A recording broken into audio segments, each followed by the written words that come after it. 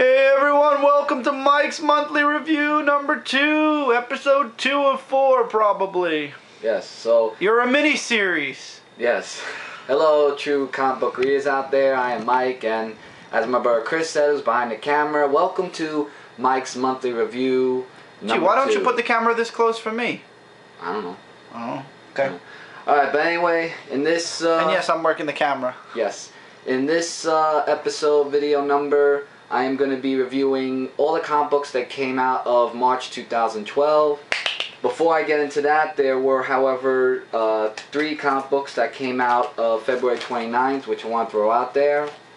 Take the sticky off. Yes, I'm going to take the sticky off. Okay, first starting with The Amazing Spider-Man number 680. And this is the comic my brother did.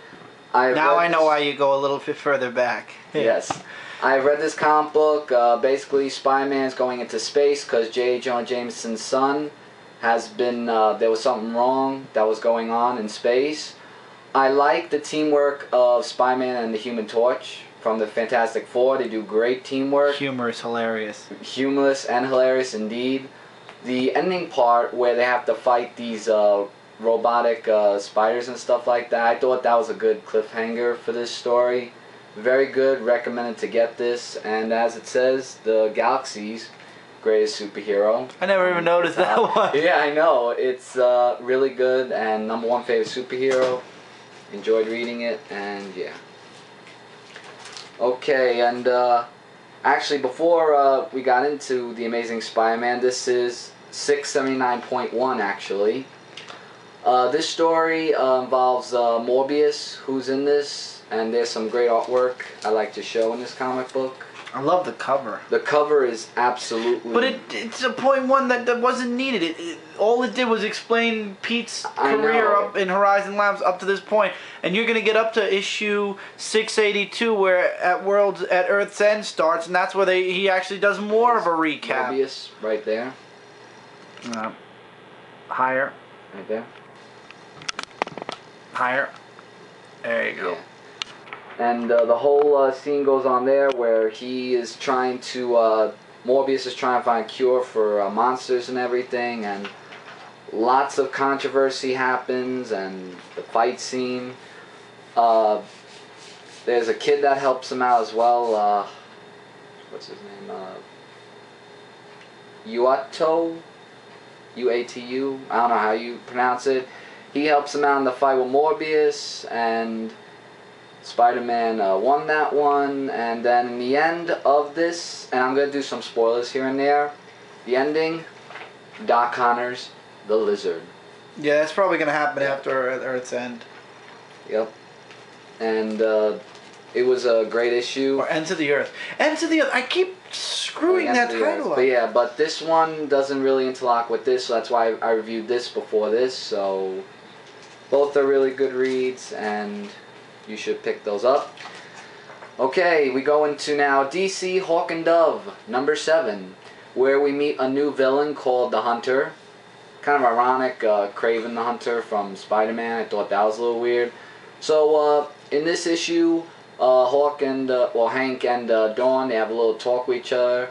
I think Hank is trying to be with Dawn because he really cares about her so much. Like, he didn't like where she was meeting up with another guy saying, you know, you can't trust these people, and I thought that was a little romantic moment. And the new villain you see on this cover, he says that the reason why he's going after Hawk and Dove is because he wants to kill and conquer, whatever that may mean. Just wanting to do that, and I'll show some artwork. Artwork has still amazing. It's amazing artwork. Absolutely loving this. Because the next issue is going to be the last issue, which is very, very sad. It's still... Did you read it yet? We got it. I did. You did? Yeah. To be hunted and conquered, yeah. So as the fight keeps going on, Hank's thumb gets cut off and stuff like that, and I was like, ouch. A woman makes an appearance, Exra, servant of Horus, who is the follower of Hawk. And while they have a little talk with each other, they don't really get along with each other at all. And the ending is saying to what's his name? I can't remember his name. Oh, Dakon. It has an apostrophe. Yeah, apostrophe. And he says the prophecies have foretold that it is Hawk that will ultimately kill the Dove. Whatever that means. And unfortunately, that story will never. Next issue right here. And unfortunately, we'll never find that story out because that's it. After issue 8, they're done. Property is revealed in the next issue. Last and final issue. It's still, like I said, disappointing, and there were a lot of other books that could have been ended first. Yep. But this one, next month's the end, and I don't like that one bit. Okay, going into now the March comics, March 2012, starting with March 7th, Green Arrow number 7. Okay. Dan Jurgens. Yeah, Dan Jurgens did this. Didn't do it. No, didn't do it. Yeah, that's what I meant. I'm sorry, didn't do it, and story was good, but you guys tell me about if you see anything different. Artwork, very much, is horrid. It is, I couldn't stand it. The artwork, I don't know how Dan Jurgens could leave this comic book for Superman, for what I heard. But anyway, just going into the story, he meets with these 3 girls. They're called the Scarlet Triplets. These 3 right here. Ah. And Chris showed me about the batteries. If it goes out, we'll go into another part. They have a little talk with each other, and they seduce him, in a way.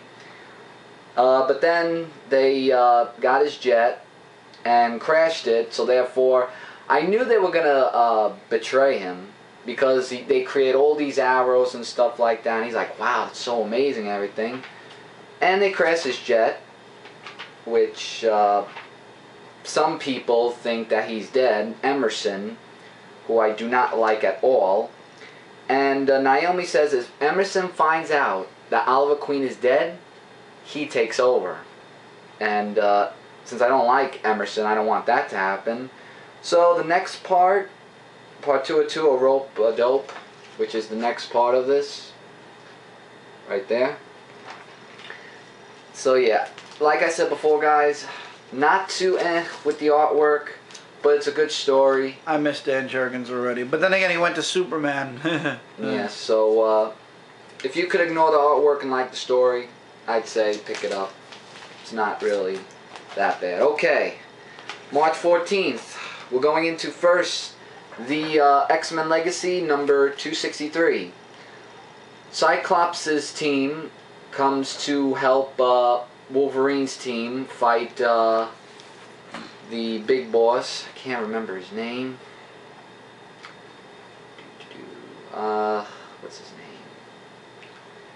I'm really sorry about these names, guys. Like, this month's been a little bit heckish for me with college work and stuff like that. But yeah, they fight the villain, and Rogue takes some of their powers because she helps out the team, and she uses flame. The artwork's beautiful. Artwork is beautiful. Definitely an XMen Legacy. That is absolute must. So they go up against him, and I'm trying to remember his name. Can't remember. What's his name? Don't worry about the name. Well, yeah. But yeah, they won. He flees, and yeah. Wolverine is having this trusting problem with Rogue, thinking that she's really on Team Cyclops' team, and Rogue doesn't like that Wolverine is not trusting her, and I don't like that Wolverine is thinking that. But then again, you know, he doesn't really trust that many people, so I'm not saying that I hate Wolverine. I love Wolverine, but I just don't like the way he's being pickish towards Rogue. So she meets up with the Cyclops' team, or the kids that go to the school, actually.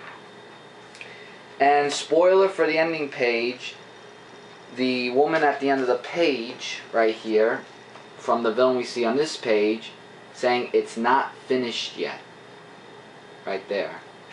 So that leads us to the return of Mimic and Weapon Omega. Omega, sorry. And that's the next issue, which will be XMen Legacy of 264. Hey Mike, maybe after this week we'll do the last 2 weeks of the month in the next part, so we don't have to worry about the battery. Okay. So finish off with those and then let's go. But that's good. The Amazing Spider-Man number 681. Spider-Man, Human Torch. Like I said before, they fight off these robots in the spaceship. They do an excellent teamwork. They save J. Jonah Jameson's son. And since Chris showed the artwork, I won't show it. This was good. Spider-Man, Human Torch, and since Human Torch resurrected, great way of bringing him back. Well, he never died, but it's a great way of bringing him back to the Marvel Universe, so to say. And it was awesome. Okay, Carnage USA 4/5. The 4th issue of the last. Venom. Well, I did say that I wasn't too about Flash Thompson, but to be honest, he really wasn't bad as being Venom. He was... Finally! But I still think Eddie Brock's #1. Of course he is, but we don't even know where Eddie Brock is. But yeah, so they're going up against Cassidy and fighting off against him. The Avengers team, The Thing, Captain America, and all the other people, they got out of Carnage's spell. And Symbiote. The symbiote spell, and Flash was going to kill him, and Spidey said, no, don't kill him, you know, because he's an anti-hero, so... And he loves Spider-Man, Flash. Yeah, and at the end, he meets up with somebody saying, where'd your legs go? I forgot who he was in the end. That was Cassidy. Oh, that was Cassidy? Cletus Cassidy, yeah. Oh. That was Carnage without the symbiote. Costume changed a little bit. But yeah, but looking forward to the last issue of Carnage USA, and can't wait to see what happens. Alright.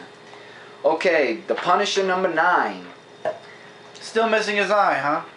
Still missing his eye, yes. But in this issue, I'm going to show some artwork because I know the batteries are running out.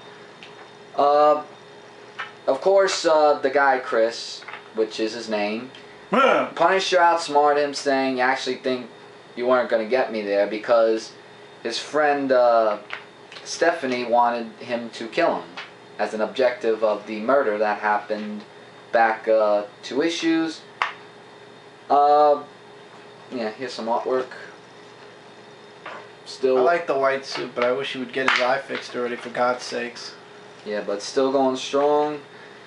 And him and Rachel have a little bit of a talk with each other about... Are they teaming up?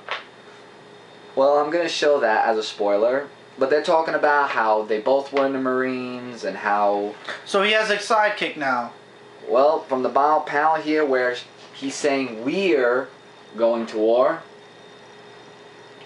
I would say that they're teaming up. And also, this I'm looking forward to. The team up of Punisher, Daredevil, and Spider-Man. I am pumped and looking forward to reading that.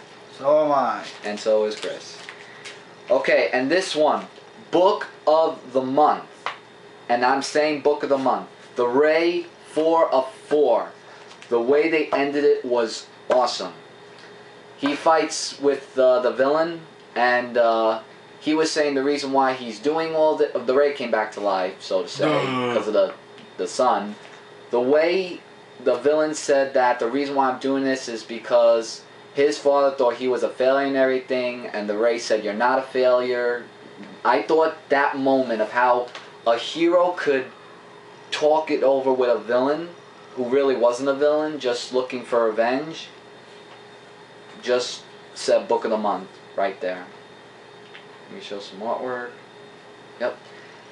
The Ray puts a spell on him to make him into a good guy, and all that stuff happened. What was his name?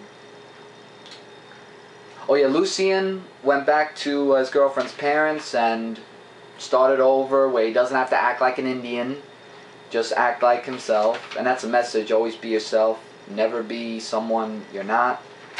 They go in the movie theater, and the way they ended it, where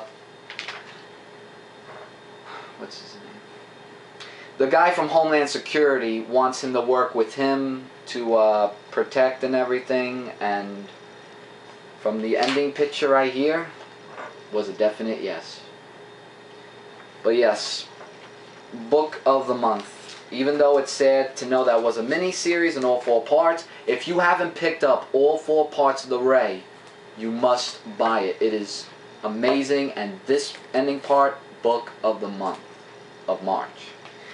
And since Chris has given me the finger of the battery being loose, we're going to go into another part where we'll conclude my monthly review with about 4... Yep. 2 from each week. Yep, 2 from each week. So I'll see you guys in part 2 of my monthly review. See you there.